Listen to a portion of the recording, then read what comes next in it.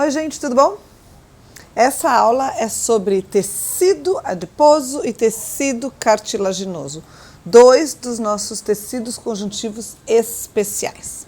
Meu nome, professora Esta Farnedebo. Vamos lá.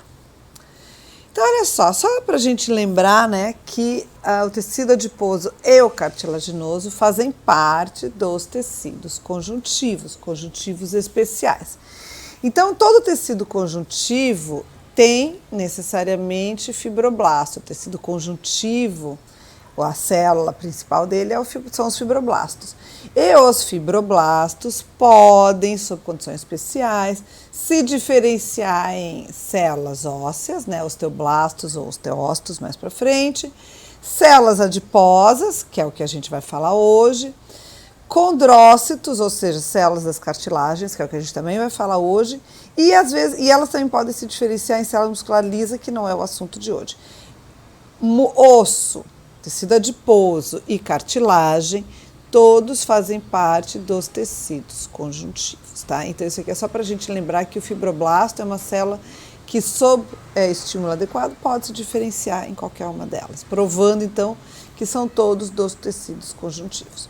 Então vamos começar pelo tecido adiposo. Olha lá, tecido adiposo, como eu falei, é um tecido conjuntivo especial e nele a gente tem o quê? Ora bolas, um predomínio absoluto e total de adipócitos, tá? Que é o tipo celular.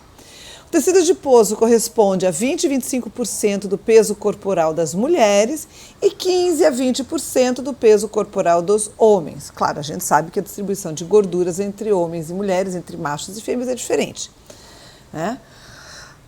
As funções do tecido adiposo. Bom, sem dúvida nenhuma, ele é o maior depósito de energia sob a forma de triglicerídeos no corpo, ou seja, a principal função dele, sem dúvida, é armazenamento de energia para as épocas de vacas magras, né? Para os momentos em que talvez você precisa de um aporte maior de energia para qualquer função do teu organismo, tá? Isso funciona, claro, para todos os animais. Outra função do tecido adiposo é modelar a superfície do corpo. Então, ele modela a superfície do corpo, sendo que ele, então, é parcialmente responsável pelas diferenças de contorno entre os corpos de mulheres e de homens, justamente pela sua distribuição diferente entre homens e mulheres, tá? Outra função muito bacana do tecido adiposo é a de coxins absorventes de choques. São amortecedores, aonde? Nas plantas dos pés e nas palmas das mãos, tá? Também ao redor dos rins e órbitas dos olhos, tá? Então são lugares onde você tem tecido adiposo, que são lugares que serão submetidos a choques, naturalmente, ou que protegem aquele órgão que pode balançar ali dentro, né, num choque que precisa ser protegido. Então ele serve como, sabe, plastibolha? Que a gente empacota as coisas para colocar numa caixa, para colocar numa mala, para viajar, para que não se quebre. É a mesma ideia do plastibolha. Tecido adiposo são células gordinhas, bem cheinhas de gorduras, né? E aí ela serve como um absorvente de choque. Tanto é que a gente caminha horas em cima do pé, ou a gente bate com as mãos no chão, né? E não machuca. Se você fizer a mesma coisa em cima de músculo, se der uma topada com o braço, der uma topada com perna, vai doer muito mais do que se der o mesmo impacto, a mesma topada com palma de mão ou planta de pé, tá? O tecido adiposo também tem função importante de isolamento térmico dos organismos, principalmente, obviamente, naqueles organismos que são submetidos ou que vivem em temperaturas baixas, né? Então a gente sabe que nos invernos, lugares que tem inverno, os animais acumulam tecido adiposo antes de chegar no inverno, por dois motivos. Bom, um para ter reserva energética, que, claro, é o carro-chefe do tecido adiposo, mas também para fazer uma capinha de isolante térmico, caso o inverno venha a ser muito rigoroso, os animais se mantenham aquecidos com essa capa de gordura. Tá bom. Além disso, o tecido adiposo também preenche espaços entre os outros tecidos. Então, vocês vão ver na anatomia, é muito comum que diferentes órgãos tenham um pouquinho de adiposo aqui e ali e ocupa esse espaço e organiza. Um lugar típico também que a gente vai ver isso é quando a gente for ver a língua, por exemplo. Na verdade, eu vou mostrar para vocês na aula prática uma lâmina de língua, lâmina histológica de língua. Língua é um órgão o quê? Muscular, óbvio. Tecido muscular estriado esquelético, né? Tá, principalmente um órgão muscular. E como é que eu vou mostrar tecido adiposo na língua já? Acontece que a língua ela pode se movimentar em várias orientações, a gente sabe, justamente o que nos capacita uma mastigação muito eficiente, né? Então a gente consegue transportar o alimento de um lado a outro entre os dentes e revirar e ajeitar o alimento na boca graças a uma movimentação muito eficiente da língua. Ela dobra para um lado, ela dobra para o outro, ela vira, ela torce. Para ela poder fazer tudo isso, o que ela precisa? Fibras musculares em diferentes orientações. Lembrando que músculo só puxa, músculo não empurra. Então, você precisa que ela dobre de diferentes lados, de diferentes ângulos, é porque as fibras musculares estriadas esqueléticas estão em diferentes orientações na língua. Ok, aí você tem um monte de fibrazinhas, elas são todas longas, cada uma para um lado, vai sobrar uns espacinhos. Nesses espacinhos é que entra o assunto da aula de hoje, o tecido adiposo. Ali é que você vai ter, então, tecido adiposo, por exemplo, preenchendo espaço entre outros tecidos. Qual, no caso? No caso, tecido muscular estriado esquelético da língua, tá? Existem dois tipos de tecido adiposo. O tecido adiposo comum, amarelo ou unilocular, e o tecido adiposo marrom ou multilocular. O tecido adiposo comum, amarelo ou unilocular é aquele que a gente normalmente pensa quando pensa em tecido adiposo, tá? É o mais comum, como o nome já sugere, é o que todo mundo conhece com certeza, tá? Suas células maduras, quando maduras, contêm somente uma única gotícula de gordura que ocupa praticamente todo o citoplasma. Por isso que ele é chamado de unilocular. Uma grande gota de gordura, unilocular, tá? Já o tecido adiposo marrom ou multilocular, não.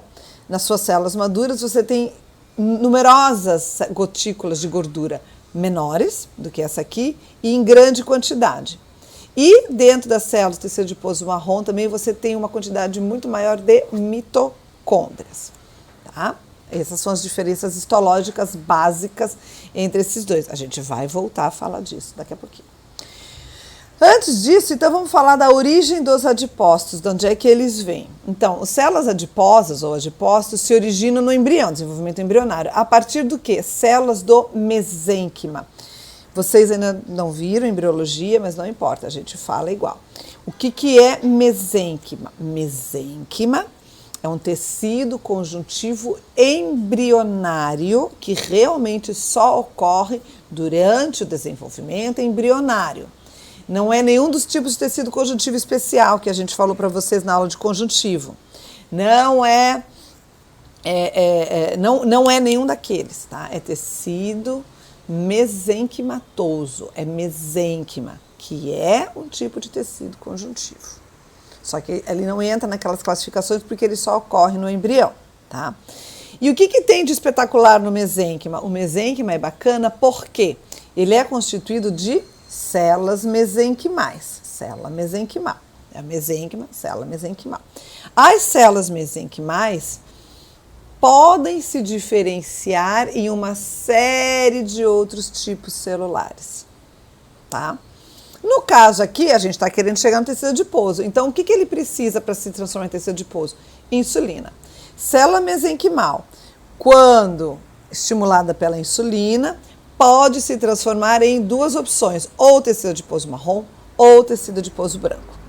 Tá claro?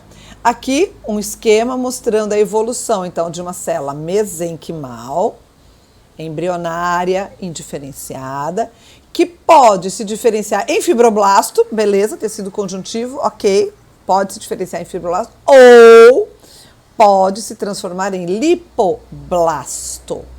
E aí ele começa a acumular gotículas de gordura. Esse lipoblasto vai acumulando mais gotículas de gordura, até que você tem uma super gota de gordura, o núcleo, ó, esse aqui é o núcleo, tá? Então vai ficando vai sendo rechaçado para a lateral, porque o citoplasma está sendo todo ocupado por gordura. E aí você tem uma célula adiposa madura, tá? Outra imagem que nos mostra mais ou menos a mesma coisa, olha aqui. a célula mesenquimal, de novo, do mesênquima embrionário, tá? Embrião. Ela tem vários caminhos que ela pode seguir, mas nós vamos olhar 2 caminhos. Ainda daqui estão 3, desculpa. Então, quando você tem insulina e receptor de insulina, você tem 2 opções. Você pode, essa célula mesenquimal pode se diferenciar num pré-adipócito, que vai acumular várias gotículas de gordura e assim vai permanecer com várias gotículas de gordura, dando daí então um adipócito multilocular, originando no final das contas quem? O tecido adiposo marrom, tá? Ou essa mesma célula mesenquimal, na verdade é outra, né? Não é essa, a outra célula mesenquimal igual àquela anterior, também sob ação da insulina, também tem que ter o receptor de insulina para que isso funcione, vai se diferenciar daí num pré-adipócito, outro, tá? Não adipócito multilocular, um pré-adipócito. Vai acumular gotículas de gordura, mas vai acabar juntando todas numa super grande gota de gordura. Aí você formou um adipócito unilocular, que vai dar origem a quem? Tecido adiposo branco, tá? Ou você faz uma coisa, ou você faz outra, tá? E a terceira opção, que eu estava falando a partir de uma célula mesenquimal, é a diferenciação em fibroblasto, tá? Essa aqui também é uma possibilidade, que é uma das mais comuns, ok? Tá bom. Então vamos falar agora especificamente do nosso tecido. Só lembrando aqui, eu vou falar mais pra frente, mas vamos reforçar. Ou você faz tecido adiposo marrom, ou você faz tecido adiposo branco. Não há interconversão de um em outro, tá? No momento em que essa célula mesenquimal está decidida a se diferenciar em tecido adiposo marrom, assim será. Ela não vai mudar para cá e nem daqui para lá, ok? Ok. Então vamos lá falar um pouquinho só do tecido adiposo comum ou unilocular. Bom, ele varia do branco ao amarelo. A cor in natura, a cor a fresco, a cor sem corante, sem coloração histológica de um tecido adiposo comum unilocular é branco e pode ir para o amarelo. Por que o tecido adiposo vai ser amarelo? Depende da quantidade de carotenoides que o indivíduo consome. Carotenoides, lembrando, são os carotenos, né? São as substâncias da família da vitamina A. Caroteno, né? Esse nome certamente vem ou do latim ou do inglês, eu não sei, mas no inglês com certeza carrot é o quê? Carrot é cenoura. Carotenos são elementos que ocorrem em abundância nas cenouras. E de que cor é a cenoura? Ela não é amarela, ela é laranja. Tá, tudo bem, é laranja. Os carotenoides, as vitaminas A, né, a vitamina A e seus derivados ou precursores, eles são laranjinhas, amarelados, enfim. E aí, se você come muito carotenoide, você vai acabar acumulando isso no teu tecido adiposo unilocular. É aí que eu estou querendo chegar.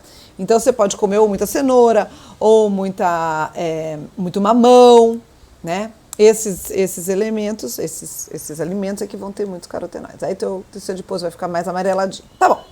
No homem adulto, o tecido adiposo comum unilocular é praticamente o único que a gente encontra. Homem, aqui eu estou falando de ser humano, tá? Então, em nós humanos, adultos, praticamente é o único tipo de tecido adiposo que a gente encontra, o unilocular. Em recém-nascidos, esse tecido comum, adiposo comum, compõe o chamado panículo adiposo ou hipoderme. Só aceitem que esse é um nome que existe, tá? Panículo adiposo ou hipoderme recobre todo o corpinho do recém-nascido de uma maneira absolutamente homogênea. Por isso que recém-nascidos, o formato do corpo de recém-nascidos, machos e fêmeas, você olha e você não sabe a diferença, exceto pela genitália, evidentemente. Mas o panículo adiposo tem uma distribuição absolutamente homogênea em ambos os sexos. Evidentemente que com a idade, esse panículo adiposo vai ser remodelado, de acordo com os hormônios sexuais que estarão daí circulando nos indivíduos, e os hormônios adrenocorticais. Aí a gente tem aquela remodelação, né, de redistribuição da gordura de acordo com o padrão masculino ou feminino. Tá bom? Ok. O tecido adiposo unilocular é composto de células grandes, de 100 micrômetros de diâmetro ou mais, e esféricas, quando isoladinhas. Então, é uma bolinha de gordura, tá? O tecido adiposo é uma gracinha, ele é bem bonitinho, é uma bolinha redonda. Em preparações histológicas comuns, lembra, a gente passa as lâminas por álcool e por xilol nas preparações comuns. E ao passar álcool e xilol em gordura, você faz o quê? Remove a gordura. É o mesmo raciocínio que eu já falei para vocês nas glândulas mucosas, que também acaba removendo a gordura. No momento que você remove tudo, quando você joga o corante, você vai corar o quê? Nada, não tem nada para corar, não vai corar. Vai ficar de que cor? Branco, transparente, na verdade, na lâmina. Então, quando você olha, é aquela bola branca. Não é que ela se corou em branco ou não se corou. Não havia mais nada lá para ser corado, por causa da metodologia de preparação histológica comum. Cuidado! Professora, eu vi no Atlas uma foto de uma célula adiposa que estava super corada. Beleza, ele fez uma preparação diferente. Tá? Você pode fazer por criofatura, por congelamento. Tem outras maneiras que você pode fazer. E aí você preserva a tua gordura dentro do teu adipócito e aí você pode corar. Mas são preparações específicas, justamente para a visualização de alguma parte específica do teu adipócito ou da gordura que tu queres. Nas comuns, no geral, ela aparece em branco, tá? Cada adipócito é circundado por uma lâmina basal. Presta atenção que vocês embaralham isso aqui. O adipócito é a célula. Cada célula é circundado por uma lâmina basal. Tá. Na microscopia eletrônica, a gente observa que, na verdade, você tem uma grande gotícula de gordura principal, de lipídio principal, mas você tem várias gotículas menores.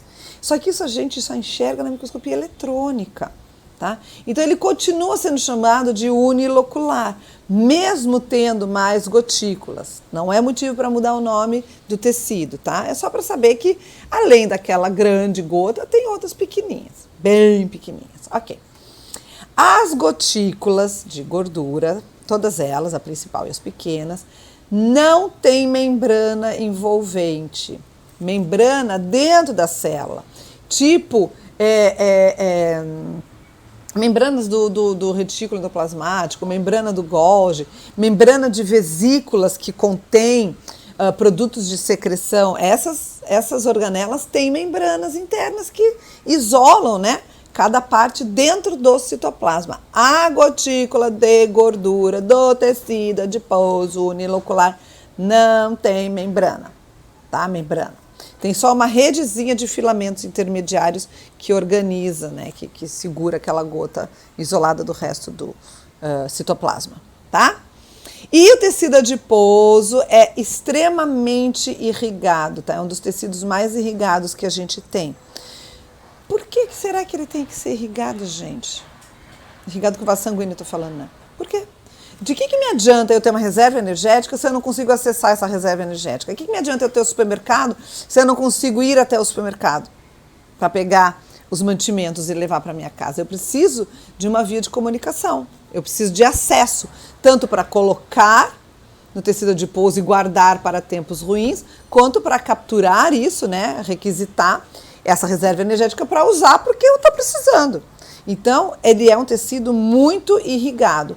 Onde é que passam os vasos sanguíneos em septos de conjuntivo? Claro, sempre são septos de conjuntivo, são bem delicadinhos, que carregam então, né, que contém os vasos sanguíneos e naturalmente os nervos também, tá? Tá bom. Os lipídios, gente, são armazenados dentro dessas gotículas, principalmente na forma de triglicerídeos. O que é um triglicerídeo? São ésteres de ácidos graxos mais o glicerol. A aula não é de bioquímica, não vamos entrar em detalhes da bioquímica, tá bom? Ok, aí eu tenho, esses lipídios são armazenados, e como eu falei, eu tenho que colocar eles lá, depositá-los, e eu tenho que poder recapturá-los. Então vamos ver, como é que você mobiliza as gorduras? A aula também não é de fisiologia, mas a gente dá uma pincelada para não ficar assim tão solto, né? Então olha lá. Como é que eu mobilizo as gorduras? Como é que eu pego essas gorduras para usar? Bom, a maioria desses vocês já sabem. Atividade física intensa mobiliza gorduras. Jejum prolongado mobiliza gorduras. Frio mobiliza gorduras. Por que frio? Porque nós, mamíferos, somos animais homeotérmicos. Nós precisamos manter a nossa temperatura constante para que as nossas reações químicas funcionem adequadamente. Para que o nosso metabolismo funcione adequadamente, a gente precisa manter uma temperatura numa faixa bastante estreita, nem muito quente, nem muito frio. Se você está com frio, se você está num ambiente frio, você precisa se aquecer. Para que você se aqueça, você vai ter que gastar energia. E onde é que você vai pegar? Lá na reserva. Então, o frio mobiliza gorduras, tá? E aí você tem a inervação, né, de fibras simpáticas do sistema nervoso autônomo, que liberam noradrenalina, e a noradrenalina ativa a lipase, então você mobiliza a gordura.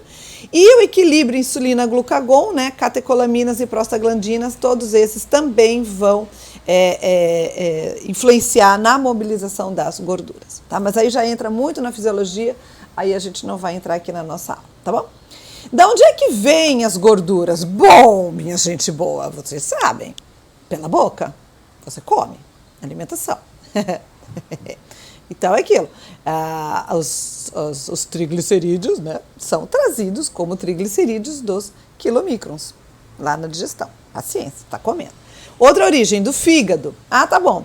São transportados sob forma de triglicerídeos das lipoproteínas de pequeno peso molecular, as VLDLs, né? Very Low Density Lipoproteins. Ok. Outra origem, síntese das próprias células adiposas. Como assim? Você come glicose, ou come precursores da glicose do tipo amido, pão, panetone, macarrão, né? Batata, todos os amidos são moléculas compridas. Aí você quebra elas e você vai ter glicose. Tcharam! E esta glicose vai ter várias opções no teu organismo. Uma das opções do que vai acontecer com ela, né, se tiver demais dela, as suas células adiposas vão dizer, legal, tem glicose sobrando aqui, vou pegar essa glicose e vou sintetizar, que lindo, gordurinhas, e vou depositar para tempos de vacas magras. É assim que funciona. Resumão, né? Eu disse, a aula não é de fisiologia, mas o resumão é esse. Tá bom? Tá bom. Então, olha aqui que linda a carinha do tecido adiposo comum em microscopia de luz normal. Olha que coisinha mais rica. Cada coisinha dessas é uma célula adiposa. Lindo! Vários adipócitos. Mas eles não eram redondos? Gente, imagina a bolinha de sabão. Bolinha de sabão isolada é redondo. Bolinha de sabão todas juntas, elas ficam assim, tá? O que é essa parte que a gente vê aqui? É região de membrana plasmática. Lembra, a gente não vê a membrana plasmática na microscopia de luz, porque é muito fininha. Aí, o que eu estou vendo aqui? Você está vendo o conjunto de membrana plasmática e o restinho desse citoplasma que tinha nessas células, e tu estás vendo um pouquinho de lâmina basal e talvez um septozinho de conjuntivo muito delicado que está passando por ali. O conjunto de todos esses pequenos elementos, todos super delicados e fininhos, é que te permitem essa visualização muito delicada aqui, que, claro, sem dúvida, é o limite da célula. Tá? E aqui, mesma coisa, só outra preparação, tá? Cada um desses são células enormes, são umas gracinhas, bem branquinhas, tá? De tecido adiposo, unilocular, e o núcleozinho fica excêntrico, tá? Aqui outro núcleozinho, aqui tem outro núcleozinho, tá bom? Muito bem. E agora o outro tecido adiposo, o marrom ou multilocular. Muito bem, características histológicas do marrom. A cor é parda. Gente, se ele é marrom, é porque ele é marrom. Então, uma outra maneira de dizer que ele é marrom é dizer que ele é pardo, a vivo, a fresco, né? Sem coloração. Pega ele, olha assim no animal, no indivíduo, a cor é parda. Ok, por que ele é pardo? Porque você tem muito vaso sanguíneo e muita mitocôndria nas células, tá? A sua distribuição é bastante limitada, a gente já vai falar dela um pouquinho, e as suas células são bem menorzinhas do que o tecido adiposo comum. E o seu formato é poligonal, a célula não é redondinha, ela é poligonal, tá? Nas suas células, o citoplasma tem várias gotículas lipídicas, por isso é multilocular, várias gotículas lipídicas de vários tamanhos e muitas mitocôndrias. Eu já disse isso aqui várias vezes, eu estou falando várias vezes que é para ver se entra. As células do tecido adiposo marrom são em arranjo epitelioide, massas compactas em associação com capilares sanguíneos. Elas lembram, gente, uma glândula endócrina cordonal. Quando eu dou aula síncrona, eu costumo explicar em detalhes o que é uma glândula endócrina cordonal. Se vocês não sabem, me perguntem no nosso próximo encontro síncrono, tá? Para ajudar aqui. Ela não é uma glândula, presta atenção. O tecido adiposo marrom não é uma glândula, obviamente, não é uma glândula. Ele tem um arranjo histológico que lembra uma glândula endócrina cordonal, tá? É isso que eu estou dizendo. Ou seja, as células são organizadas em cordões, as células adiposas são organizadas em cordões, e entre os cordões de células adiposas correm capilares, muitos capilares entre as células. Como elas estão organizadas em cordões, o capilar corre entre eles. Este arranjo é que deu, na verdade, origem ao nome das glândulas. As glândulas endócrinas cordonais têm exatamente esse arranjo. E o tecido adiposo também, adiposo marrom ou multilocular, tá? Bom, e o que esse tecido tem de tão diferente, além de ele ser marrom, além de ele ter muita mitocôndria, além de ele ter muitas gotículas de gordura e as células serem menores? O mais bacana de tudo é isso aqui, ó. O tecido adiposo marrom multilocular é especializado na produção de calor, não ATP. Ou seja, quando você libera a noradrenalina, você estimula a lipólise, igual no tecido adiposo branco, tranquilo. Estimula a lipólise e oxidação dos ácidos graxos. Aonde? Lá nas mitocôndrias. Isso vocês estão vendo em biologia celular, tá? Então, estimula a mitocôndria, a oxidação do ácido graxo. Normalmente, quando você faz isso na mitocôndria, você produz o quê? ATP. Nessas, não. Nessas células, você produz calor, tá? Por quê? Porque as mitocôndrias têm uma enzima diferente que se chama termogenina. Tá bom? A origem desse tecido adiposo também se origina no mesênquima, né? Do embrião, como a gente comentou lá. Só que antes tornam-se epitelioides, e aí forma esse aspecto de glândula cordonal, e só depois de ter essa estrutura é que ele vai começar a acumular gordura, tá? De novo, importante, não tem neoformação de tecido adiposo multilocular. O que você nasce de tecido adiposo marrom multilocular é o máximo que tu terás. Você não vai produzir outro ao longo da vida. Você, ser humaninho, tá? Outros animais terão, mas eles não são o foco do curso de vocês. Só para não deixar vocês no vácuo. Quem é que tem muito tecido adiposo marrom multilocular? Os animais que hibernam. Os animais que hibernam dependem muito da função e do bom funcionamento do tecido adiposo marrom multilocular, tá? Porque para acordar da hibernação, esse é o tecido que vai acordar, vai aquecer novamente esses animais, tá? Mas enfim. Então, nos humanos não há neoformação de tecido adiposo multilocular e não há conversão de um tecido adiposo em outro. Isso eu já falei lá no início, eu só estou reforçando aqui. Em humanos, onde é que a gente vai encontrar esse tecido? Abundante em recém-nascidos, como eu comentei, tá? A distribuição se mantém mais ou menos ampla até os 10 anos de vida e depois desaparece na maioria dos locais. Só vai ficar onde? Em torno dos rins, da aorta, região do pescoço e mediastino. Sendo que, mesmo em recém-nascidos, essa distribuição ampla é uma coisa muito relativa. Ela é ampla nesses lugares. Tá? Você não tem no corpo todo. Você tem praticamente só aqui nesses lugares que estão citados. Rim, aorta, pescoço, mediastino. O que tem de importante nessas regiões? Gente, aorta, pescoço, mediastino é onde está o quê? Coração e onde passam os grandes vasos, as grandes artérias. Então, no momento que as grandes artérias passam ali, o que vai acontecer? Você vai aquecer o sangue. É uma maneira inteligentíssima de manter um pequenininho aquecido. E o rim também, porque você tem grandes artérias que passam nos rins, até porque os rins também são órgãos importantes. E por que é importante manter um pequeno aquecido? Só como um parênteses. A gente, quando nasce, a gente tem uma proporção superfície, volume de corpo desfavorável para a manutenção de calor, porque tem muita superfície para pouco volume. Tá? A proporção superfície de corpo, volume de corpo, comparado recém-nascidos com adultos, é desfavorável para o recém-nascido. O recém-nascido tem superfície demais.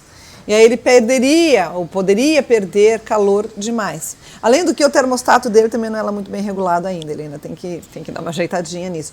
Então uma maneira, né, uma adaptação muito eficiente de manter o bichinho sempre quentinho, apesar dos pesares. Claro que em Belém isso não é verdadeiramente um problema, né? Em Belém a gente pode no máximo cozinhar as crianças, coitadinhas. Mas em lugares de clima frio é importante que se mantenha o recém-nascido aquecido. O tecido adiposo marrom é muito relevante, importante e eficiente para manter o pequeno aquecido, tá? Porque ele vai esquentar quem? Justamente o sangue. No momento que você esquenta o sangue, depois o sangue distribui para o resto do corpo, mantém o bichinho aquecido. Legal, né? Eu acho fantástico isso. Vamos lá, continuando. Então aqui é a carinha do nosso tecido adiposo marrom, olha a célula adiposa marrom, não é redonda, ela é mais ou menos poligonal, vai. Isso aqui é o núcleo. E essas coisas escurecidas são quem? Mitocôndrias. Lembra? Eu falei milhares de vezes que tem muita mitocôndria. E as gotículas de lipídio estão aqui, ó, seriam essas, tá? Em corte, olha que bonitinho, tecido adiposo marrom multilocular, olha aqui. Cada bolinha roxa dessas é um núcleo de uma célula. Então, observe, você não vê membrana plasmática, como sempre, a gente nunca vê, mas ela seria mais ou menos aqui a célula. Se aqui tem outra, então outra célula seria mais ou menos aqui. Aqui tem outra célula, seria... Elas são grandinhas, tá? Essas bolinhas brancas que vocês estão vendo são o quê? As gotículas de gordura, que são pequenininhas e várias por célula, tá? Por isso que ó, aqui a gente vê bem, ó, ela é multilocular, tanto é que ele está mostrando. Aqui também, ó, multilocularzinho, tá? E entre esse tecido você vê aqui, grande, enorme, um vasinho sanguíneo, tá? Isso aqui é uma vênula. Mas os capilares estão aqui, ó. Tá vendo que tem um caminho tortinho aqui? Ó, que bonitinho. Isso aqui é um capilar. Ele é cortado, tá cortado assim, tá? Ele é um capilar largo. Depois a gente vai ver. E aqui é outro capilar. Como é que eu sei? Porque isso aqui é uma hemácia, tá vendo? Eu vou tirar agora de cima, ó. Isso. É uma hemácia, não tem núcleo. Tá? Então é assim, os capilares estão correndo entre as células, tá? Que possivelmente também é um.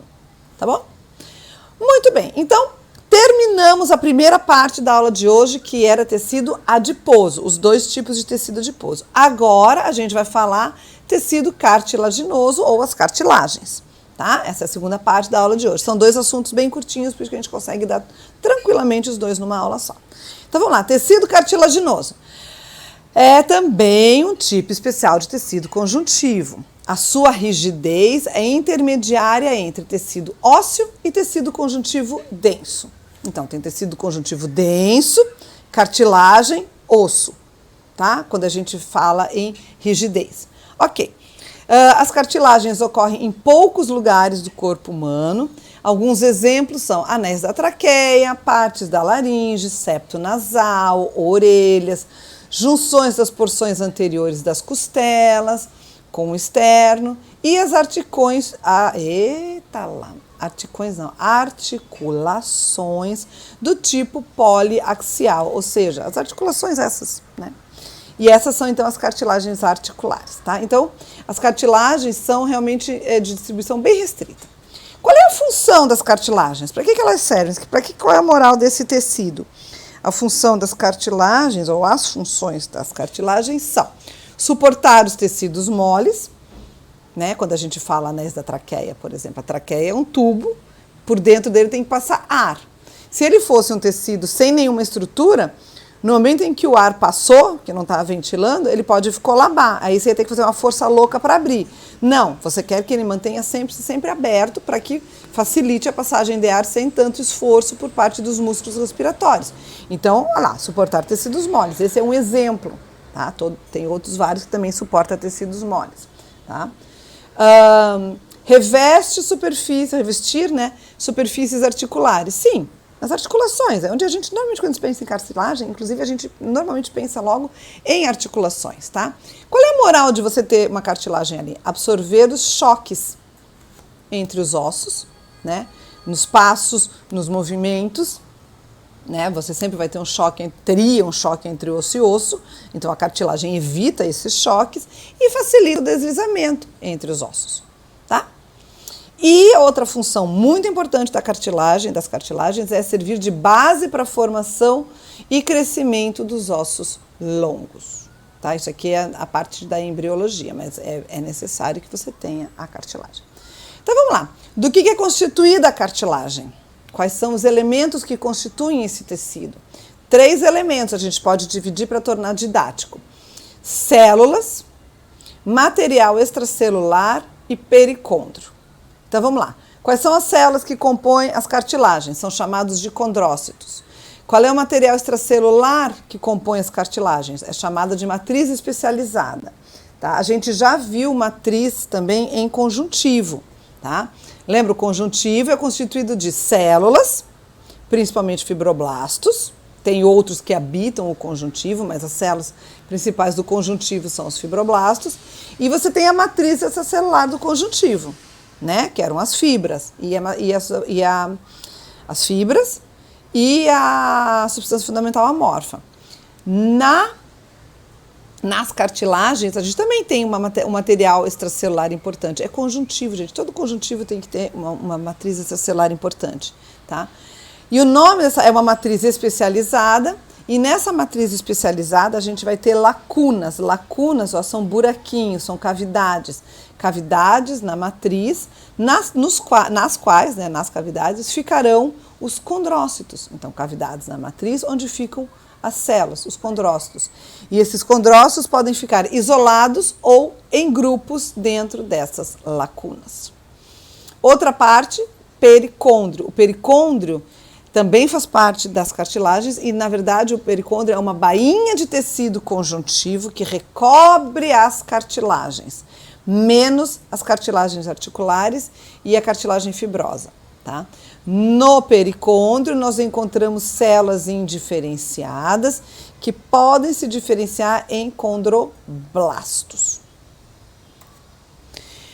Então, qual é a matriz extracelular? Do que ela é constituída, a matriz cartilaginosa? Ela é constituída de proteoglicanas, a gente já viu isso em conjuntivo, que são proteínas mais glicosaminoglicanas. Lembram as GAGs? Cadê aqui, ó? Uma proteína central e as glicosaminoglicanas. Isto aqui é uma proteoglicana, tá? Eu fiz o desenho para vocês na aula. E aqui é um esquema, obviamente, de uma linda proteoglicana, proteína central e as GAGs penduradas, as glicosaminoglicanas. Você vai ter colágeno, também constituindo a matriz cartilaginosa. O colágeno está aqui, ó, uma molécula de colágeno. E aí ela se organiza em uma fibrila de colágeno, são fibrilas de colágeno. Você vai ter elastina participando da matriz extracelular cartilaginosa. E para grudar tudo isso, glicoproteínas adesivas. Aí você diz assim, mas professora, está igual a matriz do conjuntivo? Os elementos são os mesmos, os nomes gerais, as famílias dos elementos são os mesmos, de fato. Agora, lembra que a gente tem mais de 20 tipos de colágenos? A diferença vai estar principalmente aqui. Os tipos de colágenos, os tipos de proteoglicanas que eu vou ter na minha matriz de cartilagem será diferente daqueles que a gente encontra no conjuntivo propriamente dito, tá? Então vamos lá. Então vamos falar um pouquinho do condrócito e da matriz cartilaginosa. Então tá aqui, ó, uma imagem, né, do condrócito, que é a célula da cartilagem. Ela fica dentro de uma lacuna, dentro de um espacinho da matriz cartilaginosa, que é mais ou menos rígida. Isso, obviamente, é um desenho, e aqui nós temos uma foto, né, uma microscopia. Tudo que eu estou passando o laser pointer aqui é matriz cartilaginosa, bem homogênea. E cada coisinha dessas, obviamente, é uma célula, é um condrócito, tá? Em microscopia eletrônica, a gente tem aqui 2 condrócitos, ó, numa única lacuna. Por exemplo, seria aqui, ó, aqui eu tenho 2, um núcleo e outro núcleo, né? Então aqui eu também tenho 2 condrócitos na mesma lacuna. É o que ele está mostrando que seria o análogo aqui na microscopia eletrônica, tá? Aí vamos falar da matriz extracelular das cartilagens. Bom, fatos importantes que vocês precisam saber. Cartilagem não tem vaso sanguíneo, não tem vaso linfático, não tem nervo, tá? Matriz de cartilagem não tem nenhum desses elementos, tá? Você só tem fora dela. E aí você tem que saber agora que a gente tem 3 tipos de cartilagens, na verdade, tá? São 3 os tipos de cartilagem que a gente pode encontrar nos mamíferos. Então vamos lá. Quais são eles? Cartilagem hialina, cartilagem elástica e cartilagem fibrosa. A cartilagem hialina é a mais comum. Normalmente quando você pensa em cartilagem, você está pensando em cartilagem hialina. Aquela cartilagem que quando você come um frango e você, né, sobrou aquele, tá ruim de mastigar e você remove da boca aquele pedacinho de cartilagem, aquela é uma cartilagem hialina, porque ela fica justamente entre os ossinhos do frango também, tá? Todos, não só mamíferos, né? Todos os vertebrados têm cartilagem hialina. Mas vamos lá. Então, cartilagem hialina é a mais comum, tá? Sua matriz é composta, ela possui, ela tem delicadas fibrilas de colágeno do tipo 2, tá? É 2. Aí a gente tem a cartilagem elástica. Bom, a cartilagem elástica também tem fibrilas de colágeno do tipo 2. E tem o quê? Obviamente, muitas fibrilas elásticas. Se ela é cartilagem elástica, evidentemente ela tem que ter fibrilas elásticas, tá? E por fim, a gente tem a cartilagem fibrosa. Esta é composta principalmente, predominantemente, de colágeno do tipo 1. 2, 1. Qual era? Onde mais nós já vimos colágeno do tipo 1? No tecido conjuntivo propriamente dito, tanto no denso não modelado, quanto no frouxo. O conjuntivo, o colágeno que a gente encontra nos tecidos conjuntivos, conjuntivo mesmo, né? É colágeno do tipo 1, tá? Que é o mesmo que a gente encontra na fibrosa. Tudo bem? Tudo bem. Isso aqui é um esquema, assim, para ver se ajuda vocês, tá? Bem didático, eu pensei em fazer isso aqui. E aqui só uma distribuição, eu achei bonitinha essa imagem. É a distribuição de onde a gente encontra cada um dos tipos de cartilagem. Se vocês quiserem, depois vocês dão um pause no filme, né, no vídeo, para olhar em detalhes onde é que você tem. Então tá aqui, ó, as hialinas, as elásticas e as fibrocartilagens, tá? Aí vocês podem procurar onde é que tem cada uma delas, ok? Repara que as hialinas tem bastante na árvore brônquica, mas tem aqui uma verdinha, tá? Que é elástica, que é a epiglote. Ok. Então agora vamos seguir. Histogênese da cartilagem, como é que ela se forma? De novo, a partir do mesênquima. Poxa, a gente já viu mesênquima hoje. Onde? Quando a gente estava falando de desenvolvimento, né, de histogênese do tecido adiposo. Lembra? O tecido adiposo se originou do mesênquima. As cartilagens também vão se originar do mesênquima, que é um tecido conjuntivo embrionário indiferenciado, que é composto, obviamente, por células mesênquimatosas, que estão aqui, elas são sempre assim, estreladinhas, tá? Sempre representadas estreladinhas com uma matriz, tá bom? Aí esse mesênquima de células mesênquimatosas, essas células vão se diferenciar em condroblastos. Condroblastos serão células especializadas em sintetizar matriz cartilaginosa. Todo blasto sempre é uma célula que sintetiza alguma coisa. Lembra, vocês viram fibroblasto? Fibroblasto são as células que sintetizam toda a matriz externa do tecido conjuntivo, né? As fibras elásticas, reticulares elástica, reticular e colágeno, e mais a substância fundamental amorfa, né? Tudo isso é fibroblasto. Condroblasto é a mesma história, vai sintetizar a matriz, só que obviamente agora a matriz cartilaginosa. Uma vez que esses condroblastos sintetizaram muita matriz, gente, você vai se afastar. Se está sintetizando matriz entre tu e teu vizinho, você vai acabar se afastando, óbvio. Então aí os condrócitos vão acabar ficando isolados, tá? E no momento em que o condroblasto vai ficar isolado, os condroblastos ficarão isolados, e no momento em que eles param de sintetizar a matriz, aí o condroblasto passa a se chamar condrócito. O condrócito nada mais é que o condroblasto que parou de sintetizar a matriz e agora vai entrar em divisão mitótica dentro da sua lacuna, tá? Igual fibroblasto e fibrócito, que eu também falei na aula de conjuntivo. Quando esses condrócitos fazem divisão mitótica dentro de uma mesma lacuna, você origina os grupos isógenos. Então, um grupo isógeno é um grupo de células, tá? Dentro de uma única lacuna, né? Cada um está dentro de uma, circundados por matriz cartilaginosa, mas um grupo isógeno é um grupo de células dentro de uma única lacuna, derivados de uma célula de um condrócito só, tá? Ok. Aí a gente vai falar do crescimento das cartilagens, tá? Condrogênese e crescimento. Então a gente tem duas. Aqui era histogênese, a formação. Agora eu quero ver como é que ela vai crescer, né? Então você tem duas maneiras de ter crescimento de cartilagem: intersticial ou aposicional. São as duas maneiras. Cara, esses carros de som são ralados, né? Peraí, vou dar um pause. Continuando, depois que passou o carro de som. Então, vamos lá. Crescimento e condrogênese. Existem duas formas de crescimento das cartilagens. Ele pode ser intersticial ou aposicional, tá? No crescimento intersticial, nós teremos divisão mitótica das células, dos condrócitos, e deposição de matriz, tá?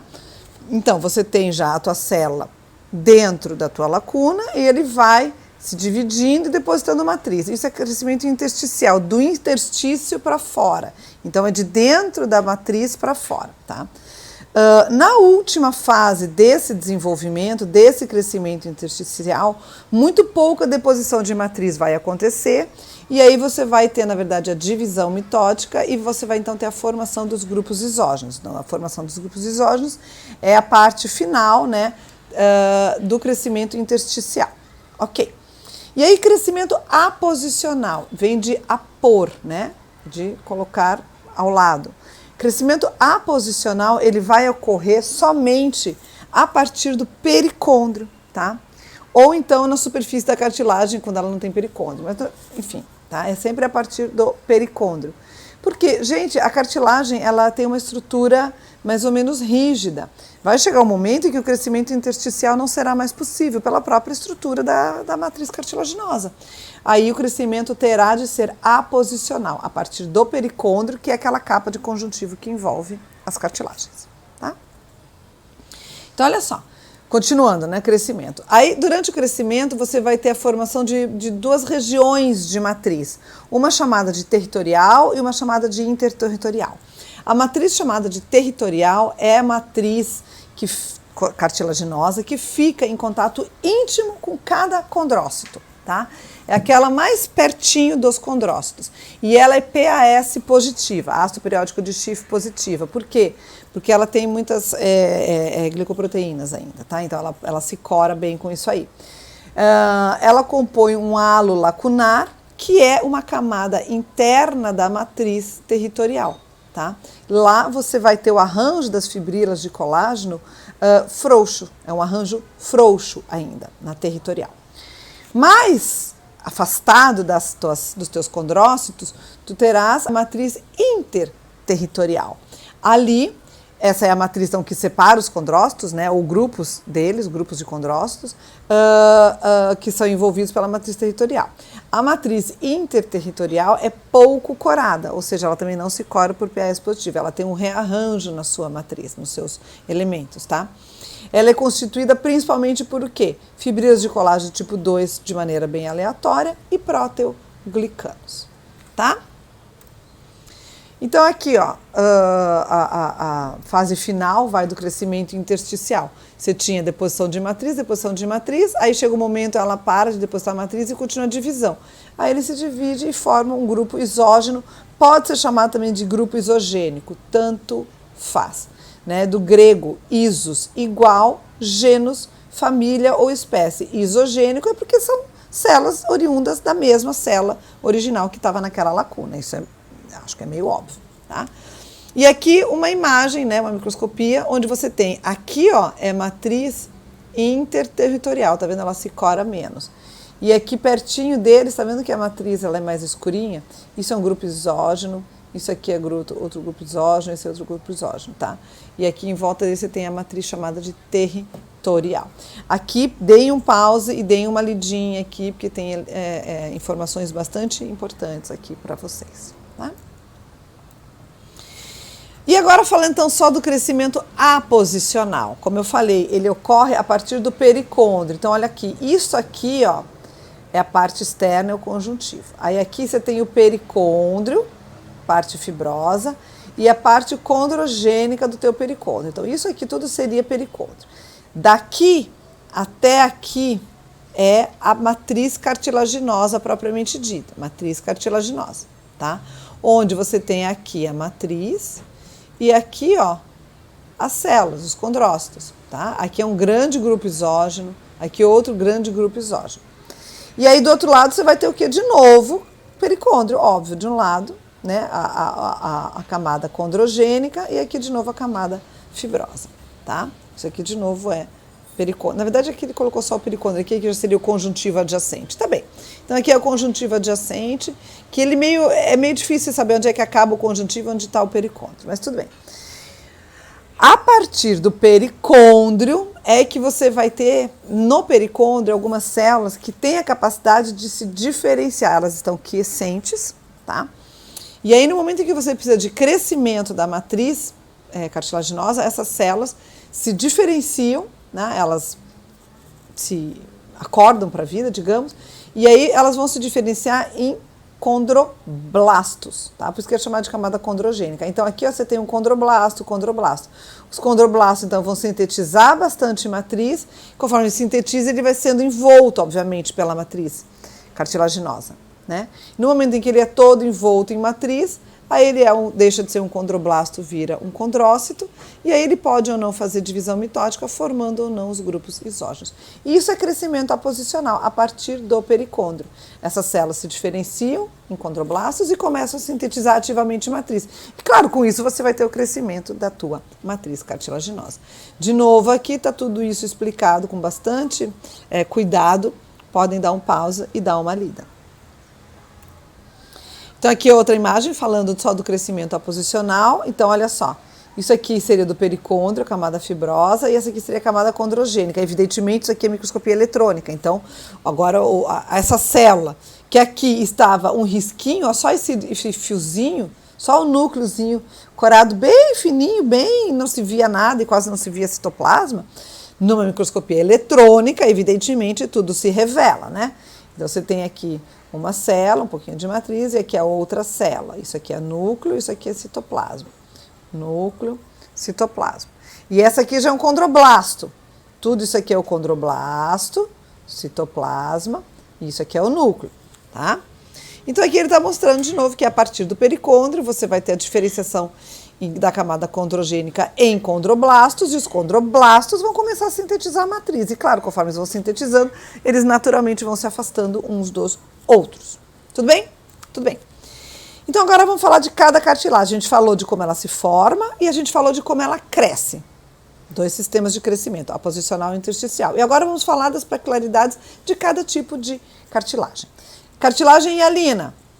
Sua matriz é vítrea, homogênea e amorfa. O nome hialino vem do grego hialos. Hialos significa vidro em grego. Então a cartilagem hialina recebeu esse nome pela sua estrutura em vivo, né? Assim, quando você olha a fresco uma peça de cartilagem hialina, vocês sabem como ela é. Ela tem esse aspecto vítreo mesmo, tá? É a cartilagem mais frequente no corpo humano. Ela forma o primeiro esqueleto do embrião, não só em humanos, tá? Em todos os vertebrados.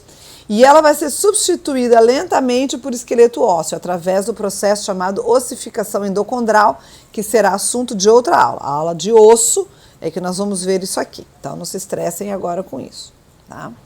Eu acho que eu não falo aqui. Bom, Durante o crescimento, a gente vai encontrar a cartilagem hialina nos discos epifisários, que são as regiões responsáveis pelo crescimento dos ossos longos. Lembra aquela história de, vamos ver se o disco já fechou, não sei se ainda vai crescer, vamos tirar um raio-x das mãos. Por quê? Porque nas mãos você tem uma série de ossos que já tem todo um mapa de marcação para saber, dependendo de como estão os discos epifisários de determinados ossos da mão, você já sabe quanto tempo provavelmente aquele indivíduo ainda vai ter deposição óssea, ainda vai ter crescimento ósseo, tá? Então os discos epifisários são os responsáveis pelo crescimento dos ossos longos. No adulto, onde é que a gente vai encontrar a cartilagem hialina?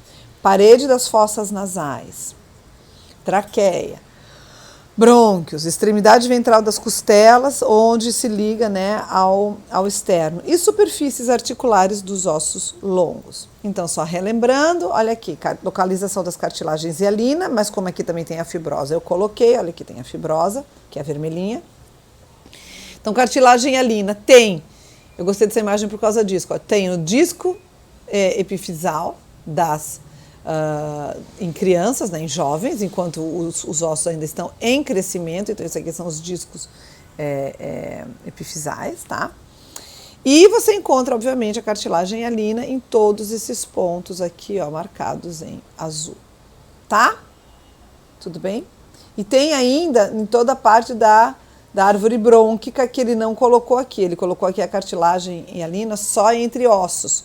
Tem toda a parte de árvore brônquica, não vou deixar vocês em paz, que a gente mostrou aqui. Tudo isso aqui também é rico em cartilagem hialina, tá? Além das uniões entre os ossos, tá? Todo o sistema respiratório tem muita cartilagem hialina, tá bom? Agora, continuando um pouquinho da cartilagem hialina, ela é composta do quê? Fibrilas de colágeno do tipo 2, proteoglicanas e glicoproteínas adesivas, principalmente quem? Condronectina, o nome já sugere evidentemente que é alguma coisa relacionada com cartilagem.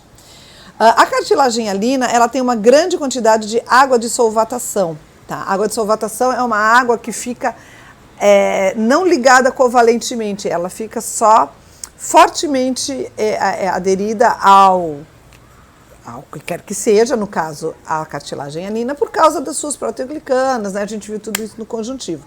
Então tem muita água de solvatação, ela fica ali, ela não está presa, ela pode sair, mas sempre que sair uma tem que entrar outra no lugar, não é uma água completamente solta, tá? Então 60% a quase 80% do peso líquido de uma cartilagem hialina é água. Água. Ou seja, essa água toda entre essas estruturas vai me dar uma constituição de mola biomecânica.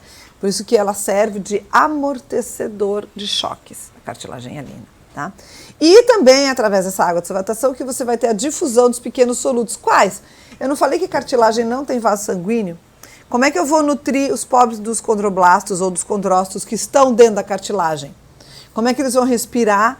Como é que eles vão receber glicose? Como é que eles vão receber proteínas? Como é que eles, aminoácidos? Como é que eles vão receber os nutrientes? Através dessa água de solvatação da matriz cartilaginosa. Por ali é que as coisas vão se dissolver, tá? Vão se difundir de um lado ao outro. Claro que vai e que depois volta. E a cartilagem hialina possui pericôndrio. Algumas não possuem, por isso que aqui quando tem eu coloco. O que é de novo o pericôndrio? Tecido conjuntivo denso, ele é estruturado em duas camadas, gente. A camada fibrosa é a mais externa, tá? E a camada interna ou condrogênica. A camada fibrosa externa é constituída de feixes de colágeno tipo 1 e elastina, além de fibroblastos, evidentemente. E a camada interna é condrogênica. Ali você vai ter os condrócitos muito achatados, praticamente quiescentes, né? Começando a produzir matriz, alinhados com a matriz da cartilagem, tá? A camada interna é que é a condrogênica, onde você tem os condrócitos aguardando o momento de precisar sintetizar mais matriz. O pericôndrio não ocorre onde a cartilagem forma superfície livre, ou seja, na cavidade articular, em local onde ela entra em contato direto com o osso, lá não tem pericôndrio, lá só tem cartilagem, tá? E o pericôndrio, como eu já falei, é a fonte de novos condrócitos. É uma das principais funções do pericôndrio é essa, ser fonte de novos condrócitos. Então você vai ter fibroblasto, que se diferencia em condroblasto, que por sua vez vai se diferenciar em condrócitos. Tá?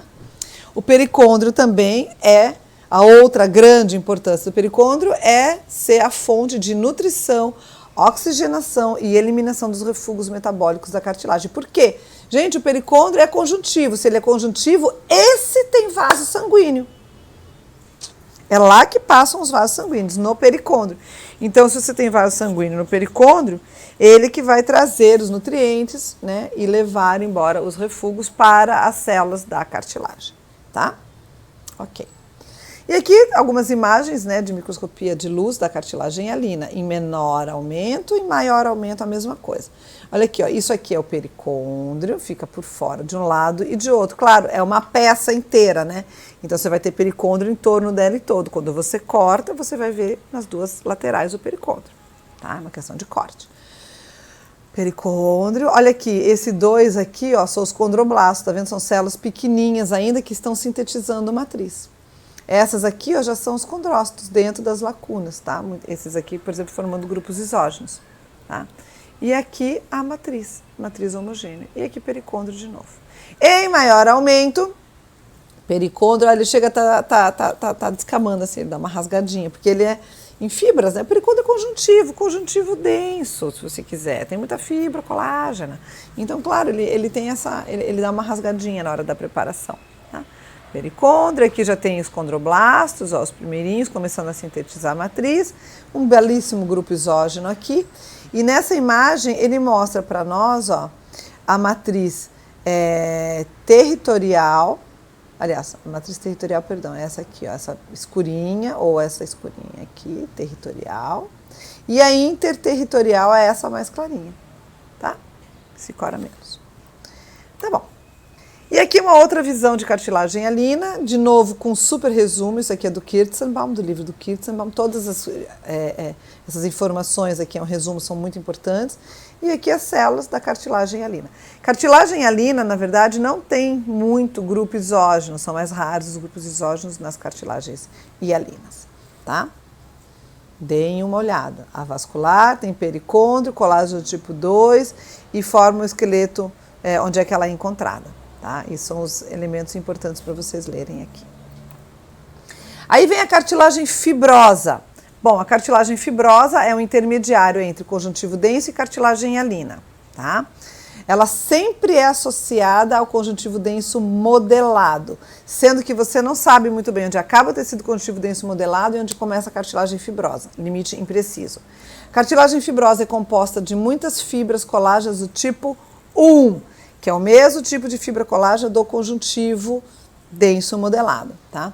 Essas fibras colágenas se organizam em feixes com orientação regular paralela ao longo dos condrócitos. Tem pouquíssima substância fundamental amorfa, ou seja, tem mais fibras colágenas do que substância fundamental amorfa, e na cartilagem fibrosa não tem pericôndrio. Aí você diz, como é que ela cresce, como é que ela se nutre? Gente, ela é associada ao tecido conjuntivo denso modelado, cujo limite é impreciso entre um e outro. Então, ele não é chamado de pericôndrio, porque você nem sabe onde começa e termina outro, um e outro. Mas você tem um conjuntivo em volta que vai ter a função, ou as funções, do pericôndrio. Só que ela é dita sem pericôndrio, tá?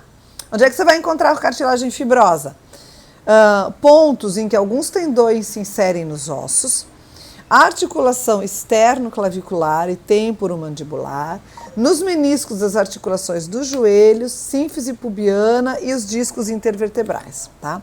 Tá tudo naquela imagem que eu mostrei para vocês. Voltem, se for o caso, para aquela imagem. Eu vou mostrar, para vocês darem um pause na imagem. Cadê aqui? Aqui você tem as cartilagens hialina e fibrosa. A fibrosa, ó, tudo que está em vermelho, tá? Aqui, sínfise pubiana, no joelhinho e tudo mais. Dá um pause aí para olhar.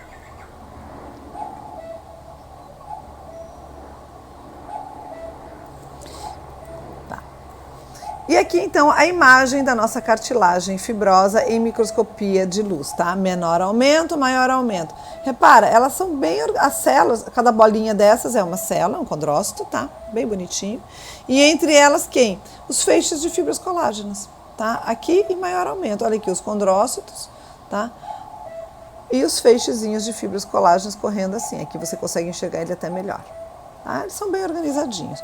E uma outra vista da cartilagem fibrosa ou fibrocartilagem é a mesma coisa, são sinônimos. Tá aqui, ó. Cada bolinha roxa é um núcleo, né, uma célula, um condrócito.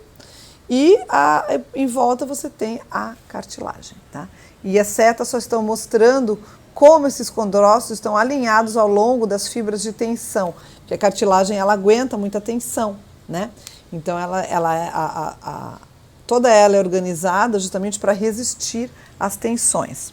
No caso da fibrocartilagem, a fibrocartilagem ela não é tanto para amortecimento de choque. Ela quase não tem água, ela quase não tem substância fundamental amorfa, ela é mais fibra, então ela é mais para resistência a tensões, tá? E de novo aqui o resumão do que compõe, né, das características principais das fibrocartilagens. Deem uma olhada. E por fim, a nossa cartilagem elástica. Ela é semelhante à hialina, só que, obviamente, você tem muita fibra elástica fina na sua composição. E essas fibras elásticas são contínuas com o pericôndrio, o que obviamente já nos leva ao segundo ponto de que a cartilagem elástica tem pericôndrio, tá? Ela também tem fibrilas colágenas do tipo 2, lembra? A gente falou, mas, claro, o predomínio é de fibras elásticas, tá bom? Tem pericôndrio e a cartilagem elástica cresce principalmente por aposição, ela não cresce tanto por crescimento intersticial, ela cresce muito mais por aposição mesmo, tá? E ela não é tão sujeita à degeneração. A cartilagem hialina é muito sujeita à degeneração, inclusive uma degeneração fisiológica que é a calcificação. A elástica não, que é o que está escrito aqui. A elástica não se calcifica, a cartilagem elástica não se calcifica. Onde é que a gente encontra, né? De novo, distribuição da cartilagem elástica. Pavilhão auditivo, aqui está só um exemplo, obviamente, de uma cartilagem do pavilhão auditivo, não é o único local, mas eu achei ela tão bonitinha, resolvi trazer para vocês, tá? Mas lugares onde a gente encontra pavilhão auditivo, conduto auditivo externo e tuba auditiva, tuba de Eustáquio, ou seja, toda a parte auditiva tem bastante cartilagem elástica que sustenta isso aí. Onde mais? Epiglote e cartilagem cuneiforme da laringe, que tem também lá naquele primeiro desenho que agora eu não vou voltar. E aqui como a gente visualiza ela na microscopia, tá? Por que isso aqui tá marrom? Gente, qual é o corante que cora muito bem fibra elástica? Orceína. E a orceína sempre vai ter essa coloração. Então, quando a gente mostra a cartilagem elástica, a gente acaba usando uma coloração específica para as fibras elásticas, senão a gente não vai enxergar. Fibra elástica não se cora bem com metoxilina e eosina, então eu tenho que usar alguma coisa que me revele aquilo que eu quero ver, tá? Então, aqui menor aumento, maior aumento. Então, de novo, o pericôndrio por fora, a cartilagem elástica, pericôndrio do outro lado. Claro, ele faz a volta toda, tá? Em maior aumento, olha aqui, ó, cada espacinho branco aqui é onde ficam os condrócitos, tá? Esse aqui seria um grupo exógeno, tá? Esse aqui seria um outro grupo exógeno. A gente não vê os condrócitos direito, porque a gente não corou núcleo nem citoplasma, mas a gente vê onde eles estão. E por fora, o que está em marrom, principalmente mais escurinho, são as próprias fibrilas elásticas, nessa matriz de cartilagem elástica. Tá bom? E aqui uma outra imagem, tá, de cartilagem elástica, com as suas características. Tá vendo isso aqui? Essas três imagens que eu botei aqui são sempre do Kirzenbaum, tá? Aqui tem um resumão das principais características de cada um dos três tipos de cartilagem e uma bonita imagem pericôndrio e cartilagem, tá? E agora falando um pouquinho da degeneração da cartilagem, então a gente falou como ela se formou, como ela cresce, características de cada uma delas e agora vamos falar um pouquinho de degeneração, tá? De cartilagens. Então, algumas se calcificam, então calcificação da matriz, quando ocorre calcificação da matriz, que é particularmente típico de cartilagem hialina, vai acontecer um aumento do volume celular e morte celular. Logo em seguida vai acontecer deposição de fosfato de cálcio na forma de cristais de hidroxiapatita, tá? Que aí vai acabar dando origem, então isso aqui é o que vai dar origem à tal da calcificação. Isso é uma maneira de degenerar as cartilagens, tá? Que pode acontecer fisiologicamente, porque era para substituir por osso mesmo, ou em lugares onde não era para ter calcificado, mas ela calcificou, tá? O que vai dar o start também a gente não vai entrar nisso. Aí seria muito fisiologia ou a própria patologia, que não é o foco da nossa aula, tá? Mas eu preciso lembrar aqui a vocês que as cartilagens, no geral, têm uma pequena capacidade de regeneração. Elas não são boas em se regenerar, tá? Então, cuidem bem das cartilagens que vocês têm, porque elas não vão se regenerar muito bem se vocês desgastarem ou ferirem elas. Quando você tem a regeneração da cartilagem, ela vai ocorrer a partir do pericôndrio, tá? Então, o pericôndrio vai se ativar, você vai ter a formação, né, de novos condroblastos e tudo mais, que vão começar a depositar matriz. Só que essa matriz que essas células vão conseguir depositar não vai ser uma matriz cartilaginosa idêntica à cartilagem original. Você vai ter um tecido intermediário entre cartilagem hialina e cartilagem fibrosa, ou seja, você vai ter uma cicatriz na tua cartilagem, tá? Vai juntar, não vai deixar um buraco e tudo mais, mas não vai ser bem igual àquilo que tu tinhas originalmente, tá bom? E era isso que eu tinha para dizer para vocês. Um abraço a todos. Obrigada.